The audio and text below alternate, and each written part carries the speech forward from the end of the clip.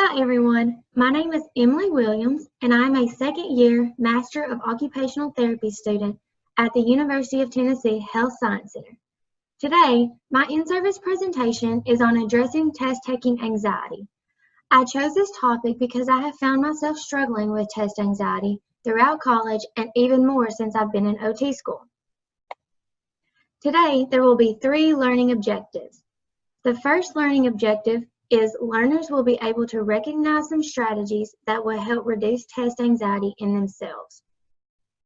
This learning objective will be addressed in the knowledge check by self-reflection after you have watched this presentation. The second learning objective is learners will identify 2 interventions that have evidence related to them to address test-taking anxiety in OT students. This learning objective will be addressed by reading an article that I found in the American Journal of Occupational Therapy, otherwise known as AJOT. The third learning objective is learners will be able to identify some possible causes of test anxiety in OT students. This learning objective will be addressed by answering questions on the knowledge check about what was learned in the presentation.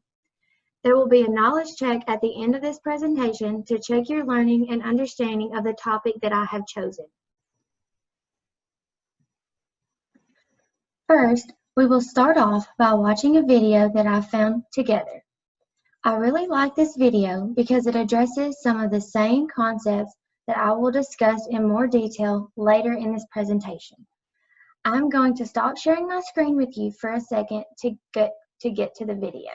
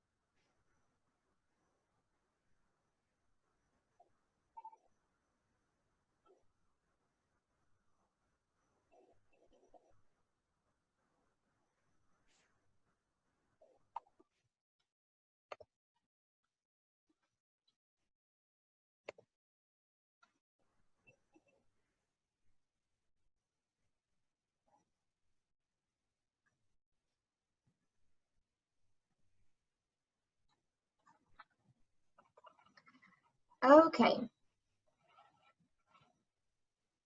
According to the Encyclopedia of Child Behavior and Development, test-taking anxiety is defined as a subjective experience of intense physiological, cognitive, and/or behavioral symptoms of anxiety before or during test-taking situations that interfere with the test performance.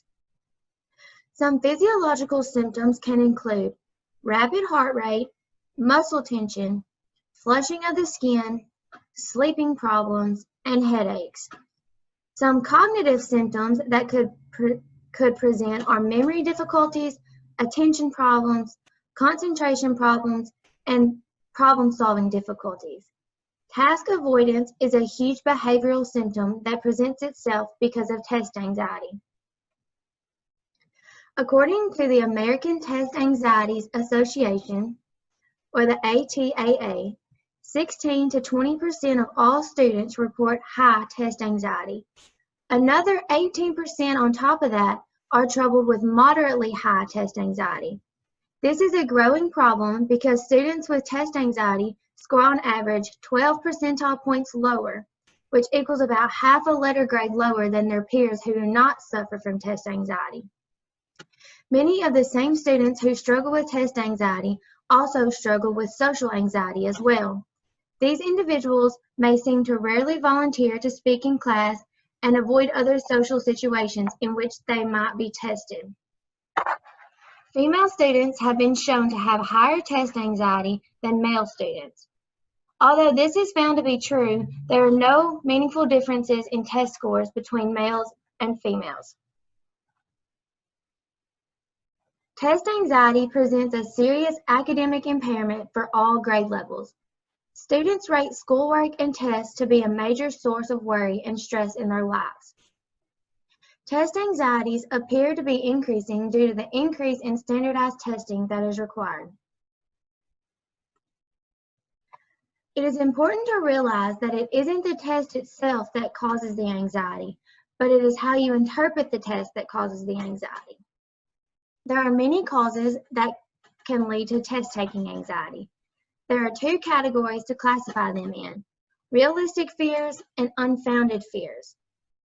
An example that falls under realistic fears category is, "I'm not ready for this test." And a way to reduce this anxiety is to study more and be more prepared.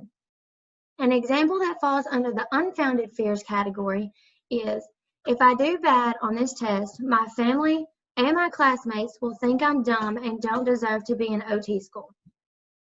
This is irrational because if you were not smart, you wouldn't be in OT school anyway.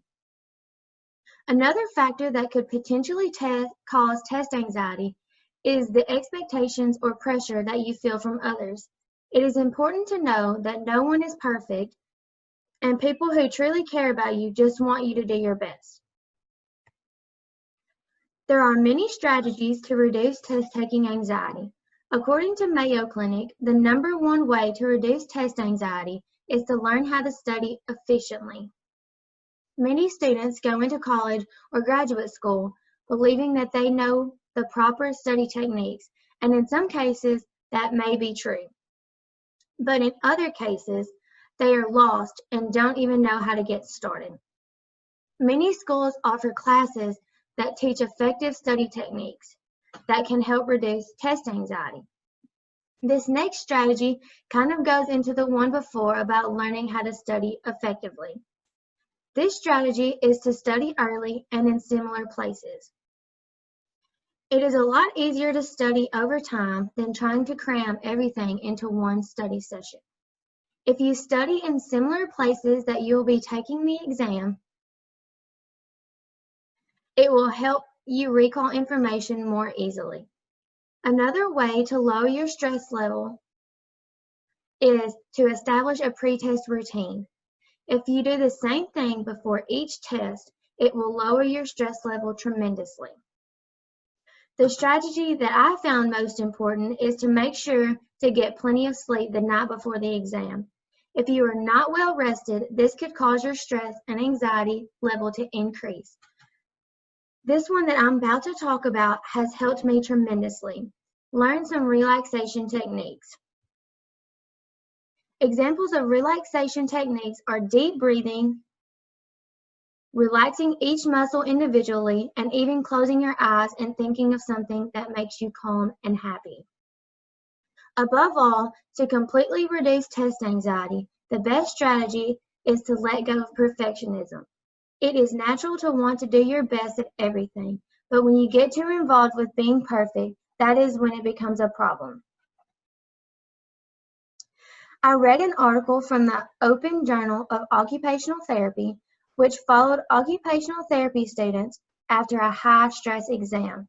The students who participated in the leisure activity of coloring following the exam had a significantly greater reduction in anxiety levels than the students that were in the control group.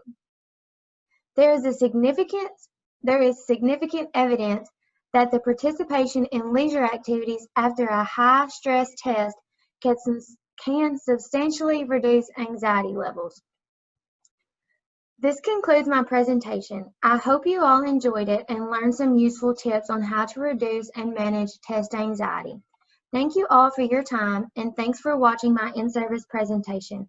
If there are any questions, please feel free to comment below the video. Don't forget to complete the knowledge check.